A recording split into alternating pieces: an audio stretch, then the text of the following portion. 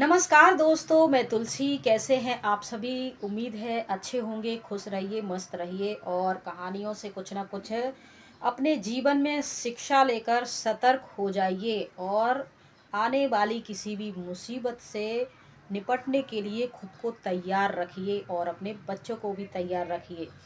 तो कुछ अपने बच्चों के धोखाधड़ी से संबंधित आज फिर से ये एक ऐसी कहानी है एजुकेशनल पर्पस की कि आप कहीं भी अपने बच्चों का रिश्ता जोड़ रहे हैं तो एकदम से हाई प्रोफाइल या चमकते चेहरे या आलीशान जिंदगी को फोटोग्राफ्स में देखकर प्रभावित होकर अपना जीवन खराब ना करें, अपने परिवार का जीवन खराब ना करें।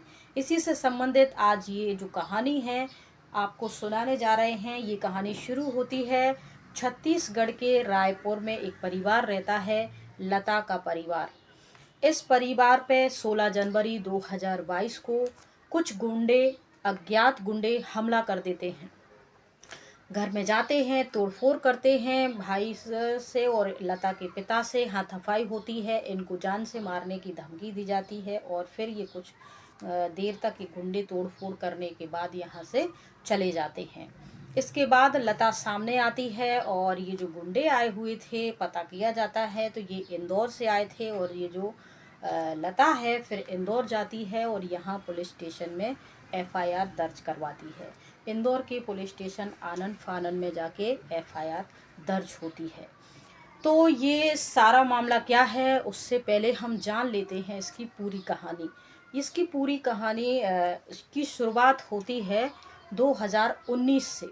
जी हाँ, लता की उम्र इस समय 32 वर्ष की है और लता एक सरकारी स्कूल में टीचर के पद पर है, यानी सरकारी इनकी नौकरी है। अब लता देखने में ठीक ठाक हैं, सुंदर हैं और अपने लिए लड़का खोज रही हैं। जो कि नौकरी करती हैं तो कोई हाई प्रोफाइल लड़का ही खोजा जाएगा। ये बातें मुझे थोड़ी सी खटकती हैं क्योंकि पैसा सब कुछ होने के बाद अगर दिल नहीं मिलता है, मन नहीं मिलता है तो जीवन नर्क बन जाता है। लेकिन आज की चमकती हुई दुनिया के बारे में क्या कहें। कहते हैं जो दिखता है वही बिकता है। बिल्कुल सही बात ये बैठ जाती है। मन और पवित्रता और अच्छी सच्चाई सफाई और साधारण जीवन आजकल कोई ना देखता है ना जीना चाहता है। तो इसी में एक अपने लिए ऑनलाइन और शादी.com, जीवन साथी.com पर और जो भी साइट्स होती हैं लड़का लड़की की शादी से संबंधित, वहाँ लता अपने लिए लड़का देख रही थी। तभी जीवन साथी.com पर एक हाई प्रोफाइल खुल के उनके सामने आती है। नाम होता है राजेश विश्वकर्मा, जो एक बिल्डर हैं और इनकी जो आयु होती है, बताया गया है कि इस केस में कि इनकी वास्तविक आयु जो होती है, इनका जन्म होता है 1974 का, लेकिन ये अपनी प्रोफाइल में डाले हुए थे 1985, यानी 10-12 साल कम करके अपनी एज डालते थे ताकि कम एज की लड़कियों को ये फंसा सकें। उसके बाद इनका काम लिखा हुआ था कि हम एक बिल्डर हैं और हमारी सालाना आय 1.5 करोड़ के लगभग है।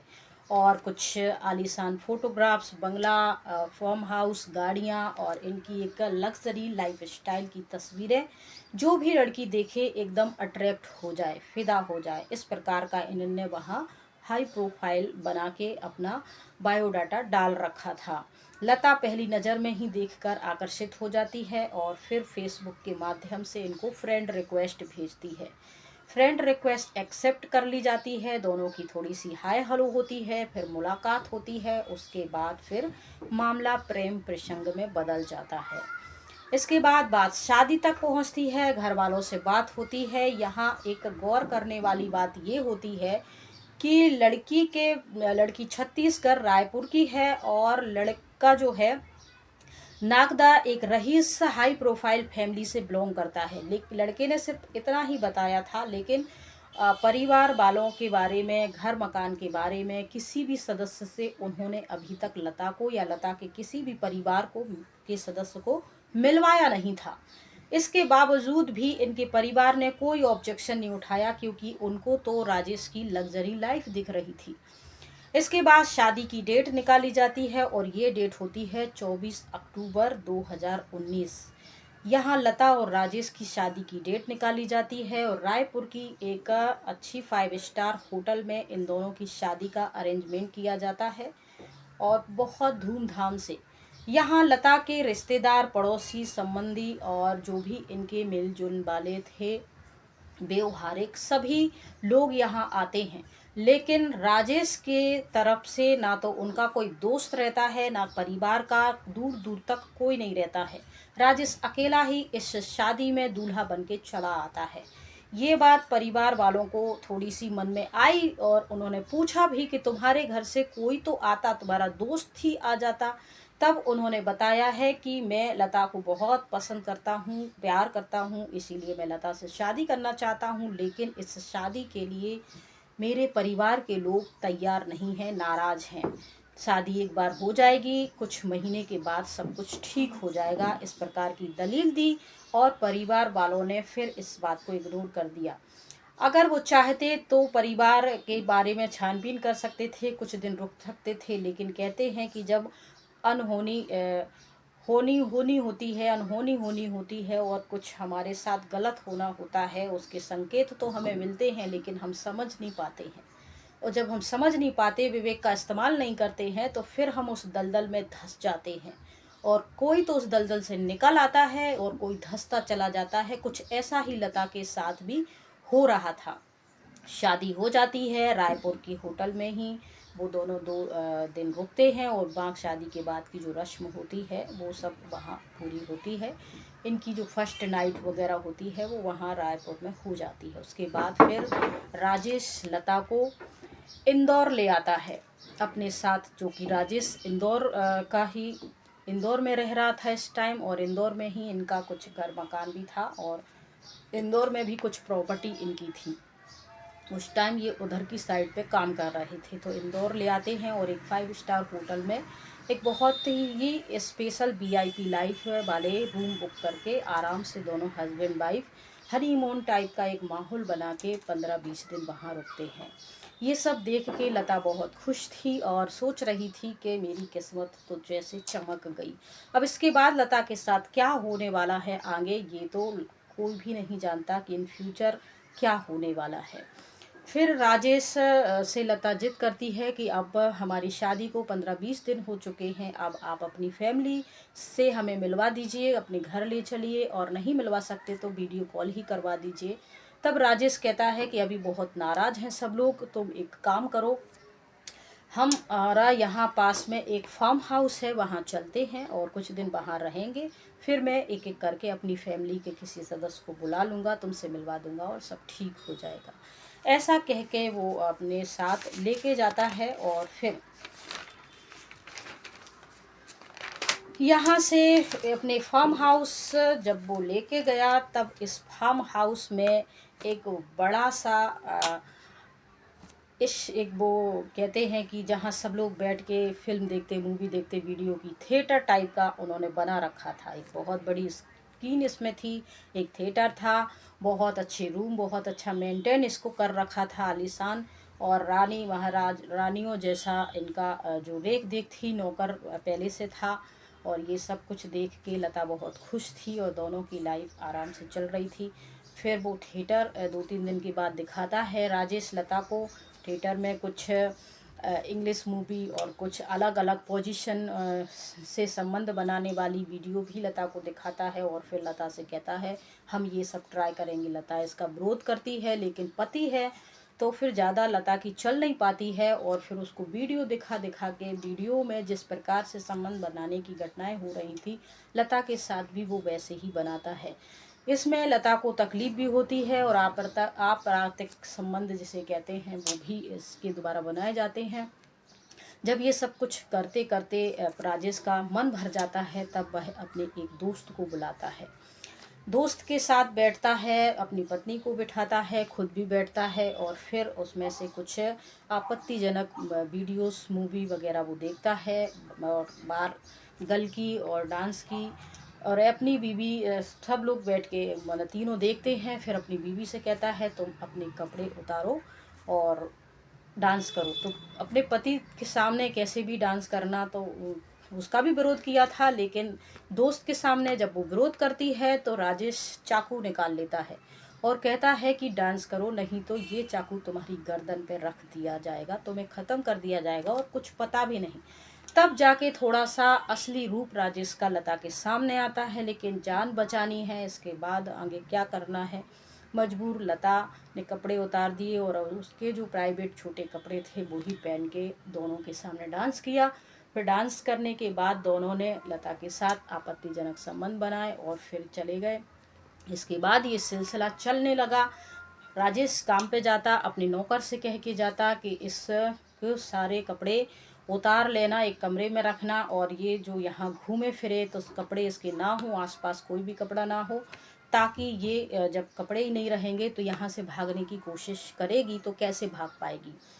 तो इसका फ़ायदा नौकर भी उठाता और नौकर का जब मन करता वो लता के साथ संबंध बनाता। इसके बाद फिर एक दोस्त, दो दोस्त, तीन दोस्त, और ऐसे करके दोस्तों का सिलसिला बढ़ता गया। लास्ट में धीरे धीरे लता को सब समझ में आ गया था कि वहाँ कुछ कॉल गर्ल्स बुलाई जाती थी, बार गर्ल्स बुलाई जाती थी, पार्टी होती थी, छोटे कपड़े और बिना कपड़े के डांस होता था, सब लोग डांस करते थे, वीडियो देखते थे थिएटर में, और फिर डांस करते, फिर सामूहिक रूप से एक दूसरे के साथ संबंध बनाते और उसमें लता को भी शामिल कर दिया जाता था। लता इन सब से बहुत तंग आ गई, बहुत हाथ जोड़े, गिड़गिड़ाई, अपने पति से कहा कि मुझे आप माफ़ कर दीजिए, जो कुछ भी अभी तक हुआ है मैं इसके बारे में किसी को कुछ भी नहीं बताऊंगी, आप मुझे आज़ाद कर दीजिए। लेकिन राजेश ये सब के लिए तैयार नहीं था। इधर लता के घर से छत्तीसगढ़ से भी फ़ोन आते रहते थे, तो कभी कभी वो बहाने बना देता था और कभी बंदूक की नोक पे लता से कहता था बात करो और सिर्फ तुम अपनी खैरियत के बारे में थोड़ी सी बात करके फ़ोन कट कर देना। तब लता कहती यहाँ सब ठीक है, क्योंकि बाजू में वो बंदूक रखे रहता था कि कुछ भी तुमने अगर यहाँ के बारे में कहने की कोशिश करी तो तुरंत तुम्हें मार दिया जाएगा, और अपने परिवार वालों को कुछ भी जाके बताया तो परिवार वालों को भी मार दिया जाएगा, क्योंकि पैसों की कोई कमी नहीं, हमारी पहुँच बहुत दूर तक है, बहुत बड़े लोगों तक है, इसीलिए मेरा कुछ भी नहीं हो सकता, तुम कुछ नहीं कर सकती, और तुम्हें जो ज़िंदगी नसीब है यही तुम्हें जीनी पड़ेगी। ये सिलसिला यहीं रुकता नहीं है और धीरे धीरे राजेश की जो हैवानियत है अपनी पत्नी के प्रति जो है बढ़ती जाती है। नशे की धुत में उसको भी नशा कराता है, अप्रत्यक्ष संबंध बनाता है, जहाँ मन करता है काटता है, दांत कपाता है, उसके दोस्त भी सामूहिक रूप में दांत कपाते हैं, कुर्सी पर बैठ के सिगरेट पीते हैं और उसके ऊपर गैस फूंक मारते हैं, फिर उसके प्राइवेट अंगों पर भी सिगरेट से दागते हैं। पूरी उस लता की बॉडी को काट के, लौच के और सिगरेट से जला के इस प्रकार की हालत बना दी गई थी कि वो ज़िंदगी और मौत उसकी बदतर हो गई थी। इसके बाद फिर लता ने बहुत रिक्वेस्ट की कि मुझे एक बार, ये सिलसिला करीब 2 साल तक चलता रहा।